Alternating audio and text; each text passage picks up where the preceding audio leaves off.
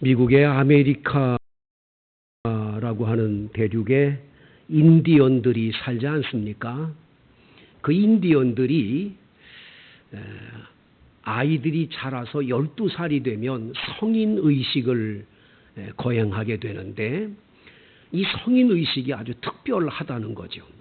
나이 12살만 되면 아버지가 이 아들아이를 데리고 저녁에 숲속으로 들어간다고 그래요. 아주 숲속 깊은 곳에 아람들이 나무들이 있는 곳에 이 아이를 데리고 가서는 딱 아이를 세워놓고 이야기합니다. 너는 이제부터 어른이다. 어른은 혼자 자신이 홀로 서기를 해야 된다. 누구의 도움 없이 누가 적이 오든 어떤 맹수가 오든 네 스스로의 몸을 네가 보호할 줄 알아야 된다. 그러니까 오늘 밤에 아빠가 네 곁을 떠나 집으로 돌아가서 있을 테니까 오늘 하루 네가 이곳에서 그대로 이제 서 있거라. 만약에 집으로 돌아오거나 헤매면 너는 꼼짝없이 죽을 수밖에 없을 거고 넌 성인이 될 수 없다.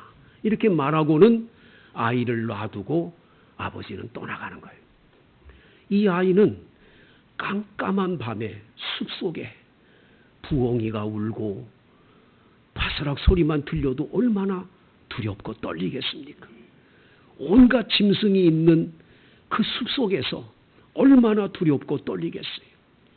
그런데 이 아이가 그 밤에 잠을 못 자고 달달달 떨면서 그 밤을 다 지내고 나서 어스름하게 저쪽에서 동이 터오르게 되면 사방에 이렇게 숲속에 보이게 되는데 깜짝 놀라는 일이 벌어진다는 거예요. 그것은 뭐냐면 바로 그 아이의 뒤편에서 창을 들고 아버지가 지키고 있다는 거죠. 그 아버지를 만나는 순간 안심을 하는 거예요.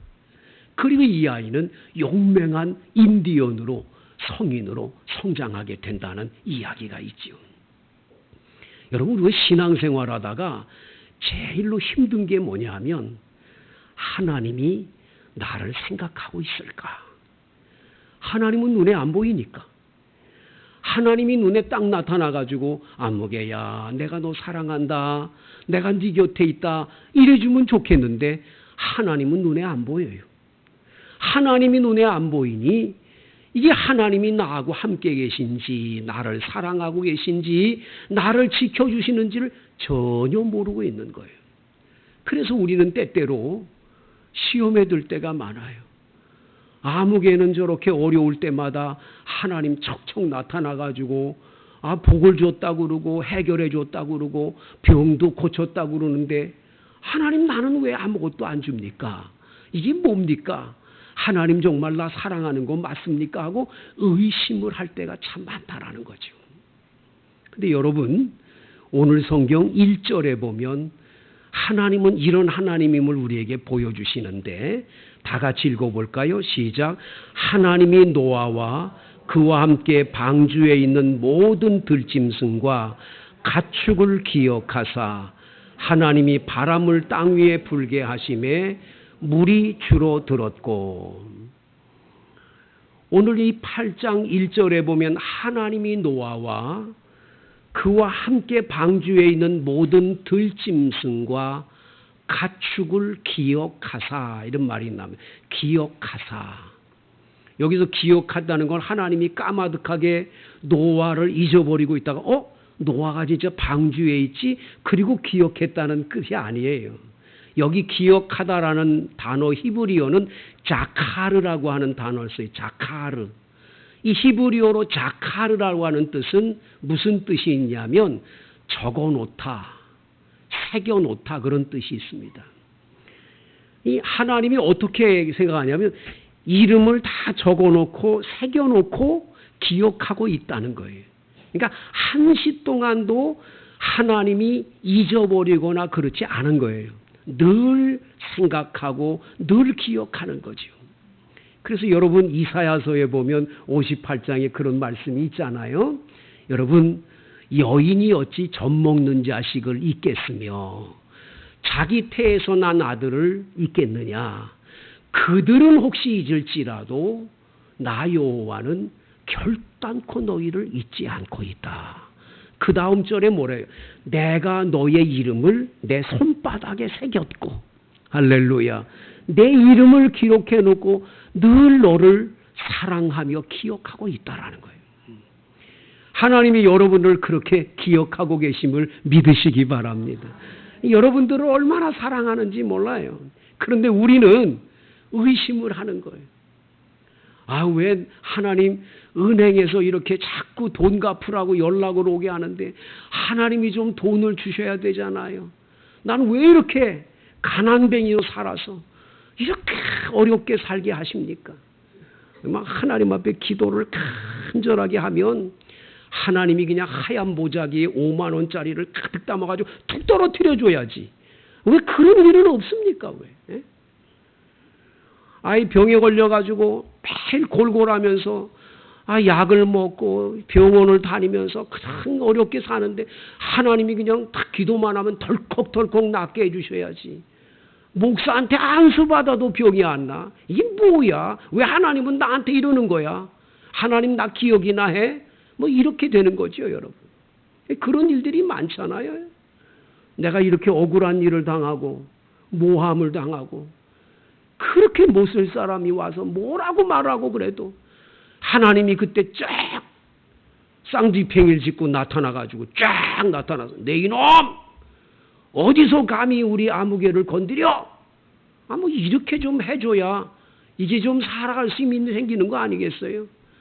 그런데 이상하게 하나님 아버지께서는 나타나 주시지도 않고 보여지지도 않으니까 우리 스스로들이 하나님을 나를 영영히 잊으셨나 보다. 시편에 보면 다윗의 시편에 보면 많은 탄원시가 나오는데 그 탄원시의 첫 번째가 뭐냐면 여호와여 나를 영영히 잊으셨나이까. 여호와여 언제까지입니까? 하나님 나 잊어버렸습니까? 하는 기도를 시편에 많이 하고 있는 걸 보게 돼요. 그러나 여러분 그렇지 않아요. 하나님은 결단코 여러분을 잊어버린 적이 없는 줄로 믿습니다. 절대 잊지 않아요. 자, 가르 하나님이 이름을 새겨놓고 기록해놓고 항상 기억하고 계시는 하나님을 믿으시기를 바랍니다. 그래서 노아와 방주 안에 있는 들짐승과 가축을 다 기억하셨어요. 다 기억하고 있어요. 그래서 하나님이 어떻게 하십니까? 하나님이 바람을 땅 위에 불게 하심에 물이 줄어들었고, 여기 바람이라고 하는 단어는 영, 바람, 루하라고 하는 히브리어를 써요. 루하. 근데 이 루하가 어디 나옵니까? 창세기 1장 2절에 나오잖아요. 땅이 혼돈하고 공허하며 흑암이 깊음 위에 있고 그 다음에 하나님의 신이 수면에 운행하시니라. 바로 그 바람, 하나님의 신, 루하, 하나님의 영, 바로 성령인 줄로 믿습니다. 그래서 노아는 지금 방주 안에 있어요. 밖이 안 보여요. 오로지 창문이 하늘에만 나 있어요. 천정에만 나 있어요. 사방은 보이지가 않아요. 그런데 노아는 그 안에서 지금 답답하게 지내고 있어요. 하루 이틀도 아니고 1년이 넘게 이렇게 지내게 될 때 얼마나 힘들었겠어요. 그런데 하나님은 노아를 생각하셔서 지금 바깥에서 성령 하나님께서 역사하고 계세요. 노아는 몰라요. 하나님의 성령께서 바람으로 역사하고 계세요. 그래서 오늘 성경 1절에 물을 줄어들게 하세요. 할렐루야. 물이 줄어들게 하세요. 깊음의 샘과 하늘의 창문을 닫히고 하늘의 비가 그치고 물이 땅에서 점점 더 물러가는 거예요. 줄어들게 하세요. 하나님의 영이 지금 밖에서 역사하고 계세요. 우리들은 하나님이 눈에 보이지 않으니까 지금 답답한 내 일을 하나님이 직접 오셔서 어떤 일을 안 보여주시니까 우리들은 답답해하지만 하나님은 눈에 보이지 않지만 일하고 계시는 줄로 믿습니다. 욥이란 사람이 고난을 당하지 않습니까? 그 많던 재산을 다 잊어버리고 나중에 자녀들도 다 죽고 그뿐이 아닙니다. 아내도 다 도망가고 병으로 온 몸에 악창이란 병에 걸려서 기와장으로 자기 온몸을 득득 긁고 있는데 친구들이라는 사람들이 와가지고 한다는 소리가 야, 너 무슨 죄진 게 있지? 너 분명히 무슨 죄 때문에 너 벌 받은 거야. 이렇게만 자꾸 말하지 욥의 마음에 진정한 위로의 말은 안 해주는 거예요. 욥기서 내용이 다 그래요. 그런데 여러분, 욥은 욥기서 23장에서 이렇게 말해요. 내가 앞으로 가도 하나님이 안 보여. 하나님이 옆에서 분명히 일하는 것 같은데 하나님이 그분이 안 보여. 아무리 봐도 안 보여. 그런데 그는 이렇게 고백해요. 그가 나를 단련하신 후에 내가 정금같이 순금같이 나오게 될 거라고. 하나님이 눈에 안 보이지만 하나님은 지금 밖에서 역사하고 계세요. 바람을 불게 하세요. 물을 줄어들게 하세요. 샘을 다 닫아버리고 창문, 하늘의 창문인 모든 것도 닫아버리고 물을 점점 감소하게 하세요. 하나님이 일하고 계시는 걸 믿으시기 바랍니다. 내가 일함이 아니라 하나님이 지금 일하고 계시는 거예요. 역사하고 계시는 거예요.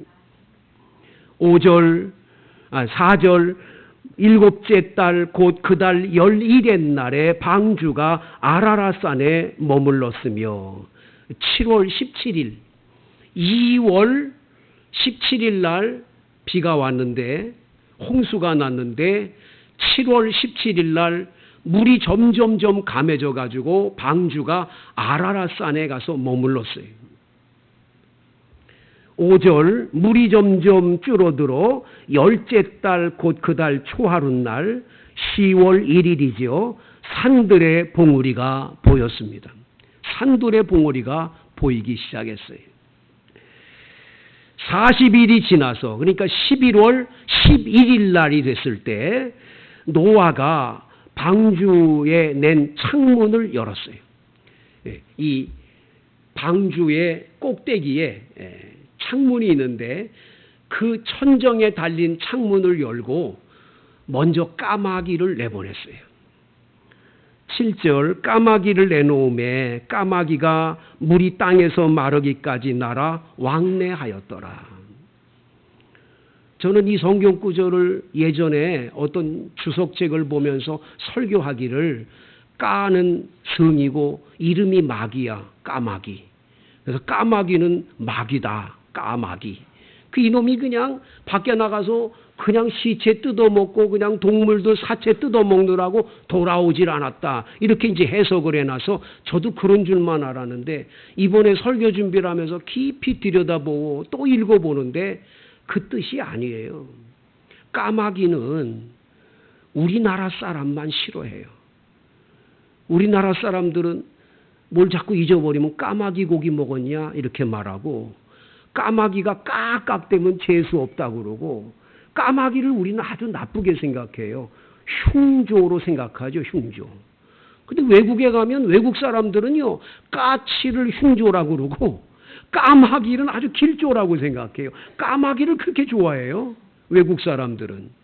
그 성경에도 보면 엘리야가 3년 6개월 동안 비가 오지 않을 때 이 계곡 속에 숨어 있는데 갑자기 여러분 까마귀가 와가지고 뭐 해죠? 떡과 고기를 물어다 줘서 그거 먹잖아요. 예수님께서는 누가복음에 말씀하기를 공중나는 까마귀를 봐라. 저 심지도 않고 물 주지도 않는데 하나님이 다 기르지 않느냐. 까마귀에 대해서 예수님 말씀을 하시잖아요. 까마귀를 나쁜 걸로 생각하면서 까시에다가 이름이 마귀니까 나쁜 놈이다.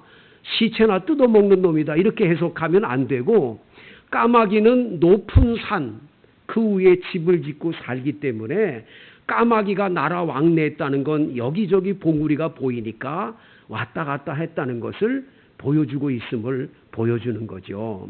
나쁘다고만 보지 않기를 축복합니다. 하나님이 만드신 모든 동물은 다 귀한 거예요.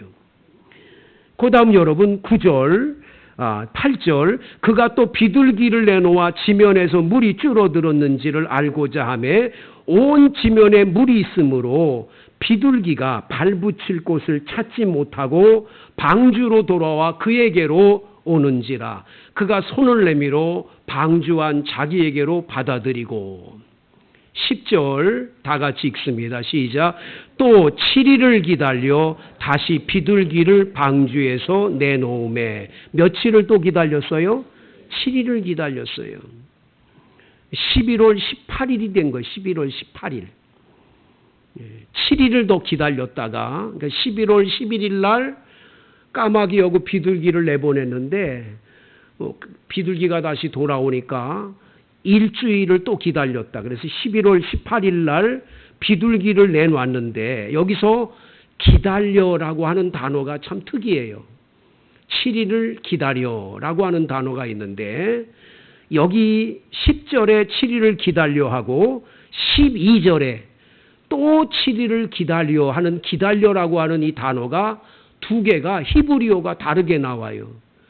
10절에 나오는 기다려는 훌이라고 하는 단어를 써요. 훌.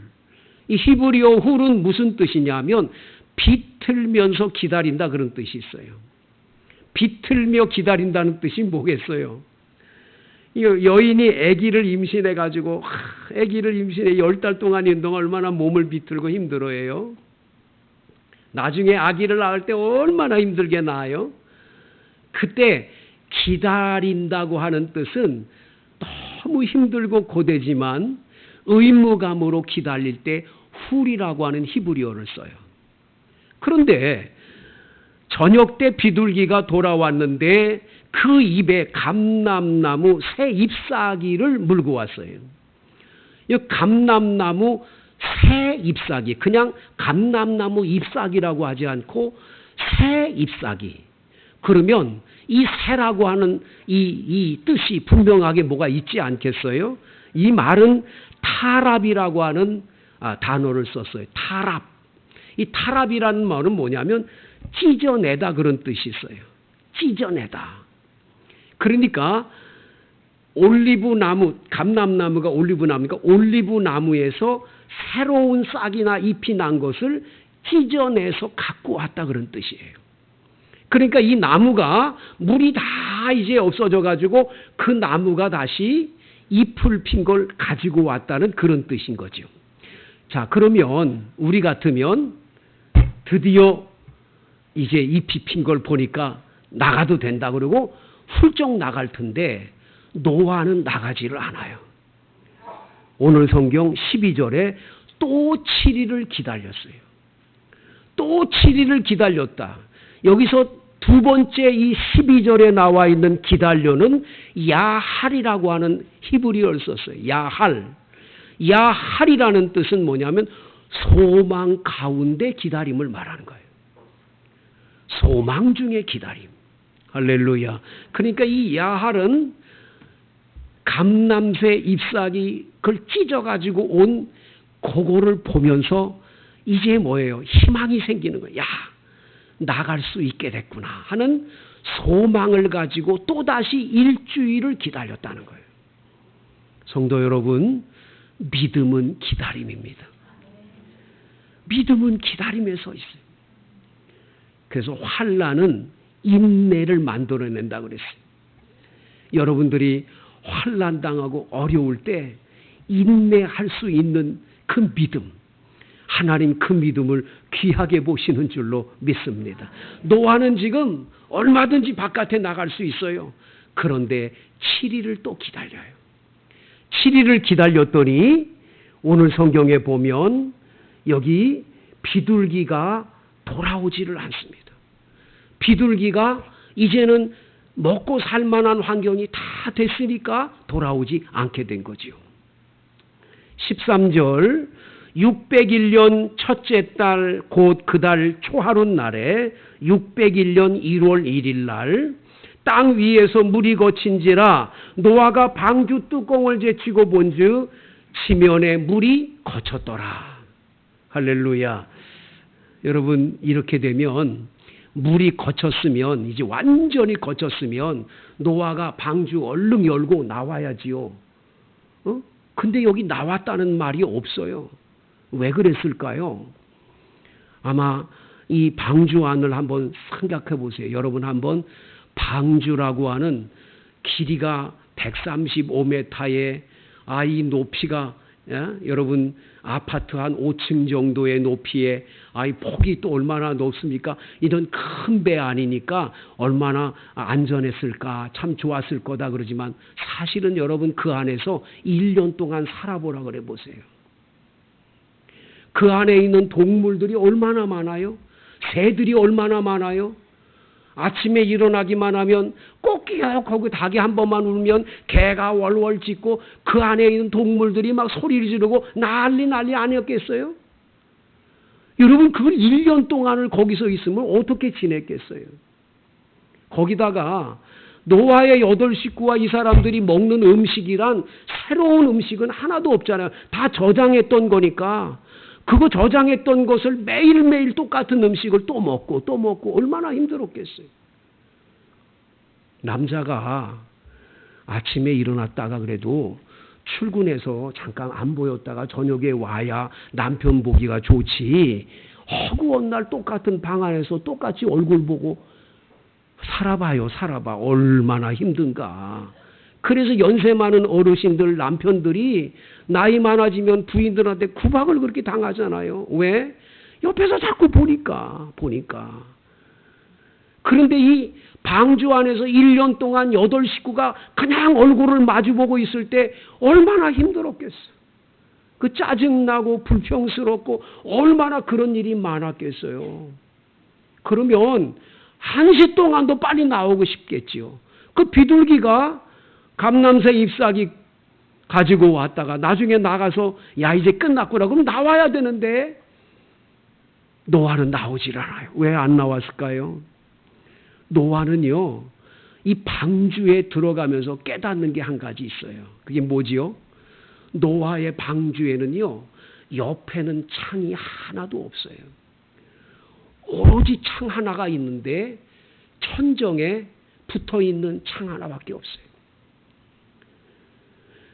노아는 주변 환경을 보지 못하게 하셨고 오로지 하나님만 보도록 창이 그곳에만 열려 있는 거예요.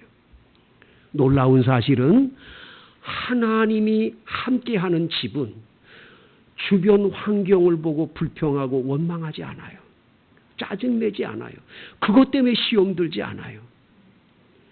여러분들이 왜 불평거리가 많고 원망거리가 많아요? 그 남편이 왜 그렇게 싫어요? 아이고 저 인간만 없으면 난 행복하겠다. 왜 내가 시집 갔는지 모르겠다. 그런 부인들 많잖아요. 예? 남편 되신 분들도 아내를 보면서 아유 나도 새장가 들 걸 어쩌다가 그냥 저걸 만나가지고 저건 또 끈질기게 오래 사네. 그러면서 아내를 바라보는 남편들이 있어요. 다 왜 그렇지요? 주변을 봐서 그래요. 주변. 옆에 있는 창문들이 열려져 있기 때문에 그래요. 이게 다 닫혀지고 오로지 하나님을 향한 그 문만 열려 있다면 그것만 보게 된다면 짜증나고 불평스럽고 원망스러운 모든 것들이 다 해결되는 은혜가 있는 거지요. 그러기에 노아는 1년을 넘게 1년 10일 동안을 방주 안에 있어도 아무 불평과 원망 없이 지낼 수 있었던 것은 바로 거기 때문이에요. 그리고 그는 오늘 성경 말씀 14절 둘째 달 21일 날 땅이 말랐더라. 2월 27일 날 땅이 다 말랐어요. 여러분 홍수가 1년 열흘 동안 내렸고 방주 안에 앉아 있었던 기간이 1년 17일 동안 앉아 있었던 거죠. 그런데 1년 17일 만에 하나님께서 노아에게 말씀합니다. 노아야, 이제 너는 나가라. 너와 네 아내와 네 며느리들과 함께 나가거라. 그리고 네 혈육 있는 모든 생물, 새, 가축, 땅에 기는 모든 것을 이끌어내라. 이것들이 땅에서 생육하고 땅에서 번성하게 될 거다. 드디어 노아가 아내와 자녀들과 함께 밖으로 나오는 장면을 보게 되죠. 여러분, 들어갈 때도 하나님이 들어가라 하셨기에 들어갔고, 나올 때도 하나님이 나오라고 하니까 나오는 거예요. 예수 믿는 사람은 하나님의 시작으로, 하나님의 끝마침으로 맞춰야 될 줄로 믿습니다. 그래서 노아는 끝까지 하나님께서 나가라 한 그때까지 기다리고 있었던 거예요. 그는 야할 소망 중에 끝까지 기다렸다가 마지막에 하나님이 나가라 할 때 나왔음을 보게 되는 거죠. 사랑하는 성도 여러분, 여러분의 가족과 여러분들의 삶이 고달프고 힘들고 어려운 일이 많습니까? 잊지 마십시오. 하나님 아버지는 여러분과 함께 계십니다. 그분은 여러분의 이름을 손바닥에 새겨놓고 늘 기억하고 계시는 자카르, 기억하시는 하나님이세요. 할렐루야. 그리고 지금 우리를 위해서 성령께서 운행하고 계세요. 성령이 물을 말리시고 물러가게 하시고, 성령께서 점점점 물을 마르게 하셔서 완전히 좋은 환경으로 바꿔주고 계시는 성령의 역사가 있는 줄로 믿습니다. 좋아지고 있는 거예요. 잘 되고 있는 거예요. 이건 믿으셔야 될 줄로 믿습니다. 선교사님 한 분이 쓴 그 선교 편지에 그런 얘기가 있더라고요. 이 선교사님이 있는 그 나라에서 거주 증명서를 만들려면 이웃 나라에 가서 비자를 다시 새롭게 갱신하고 돌아와야 돼요. 그래서 이제 사모님하고 애들하고 같이 이웃 나라를 갔는데 돈이 없어가지고 아주 열악한 환경에 모텔인데, 이건 뭐 여관도 아니고 여인숙 같은 아주 낡아 빠진 곳을 찾아서 들어갔어요. 들어가 보니까 뭐 문도 그렇고 옆에 베니아판 같은 걸 막았는데 옆에서 뭐 씻는 소리 뭐 하면서 다 들려. 이 환경이. 거기다가 또 침대도 또 다리 하나가 부러져 가지고 옆으로 삐끄러지고. 화장실에 갔더니 이건 뭐 화장실 변기도 그렇고 너무 뭐 녹이 슬고 막 너무 기가 막힌 거예요. 사모님이 입이 이만큼 나와가지고 말이야. 이런 데를 얻었냐고 막 그러고. 선교사님은 선교사님대로 돈이 없어가지고 이런 데를 갈 수밖에 없구나 탄식을 하고 있는 거예요. 그런데 이 애들이요, 그 선교사님의 애들들이 얼마나 재밌게 노는지, 그 침대 하나 다리가 부러진 거기서 미끄럼을 계속 타면서 재밌게 놀면서 애들이 막 너무너무 즐거워하는 거예요. 선교사님이 갑자기 생각이 바뀌는 거예요. 얘네들이 왜 이렇게 즐거울까? 얘네들은 옆에 있는 환경을 보는 게 아니에요. 오로지 아빠 엄마만 있으면 되는 거예요. 아빠 엄마만 있으면 어느 곳에 있든지 즐겁고 행복한 거예요. 선교사님은 이렇게 써놨어요. 나는 그동안 주변 환경을 보며 너무 많이 원망을 했어. 하나님 아버지가 나와 함께 계시면 원망할 게 하나도 없는데, 속상하다고 말할 게 하나도 없는데. 성도 여러분, 하나님이 여러분의 아버지심을 믿습니까? 그분은 자카르, 결단코 잊어버리지 않고 기억하고 계시는, 여러분들과 언제나 동행하시고 함께 하시고 지금도 주변에서 물을 말리고 계시고 물러가게 하시는 그런 일을 계속 여러분을 위해서 해주시는 하나님을 굳게 믿으시기를 축복합니다. 우리 함께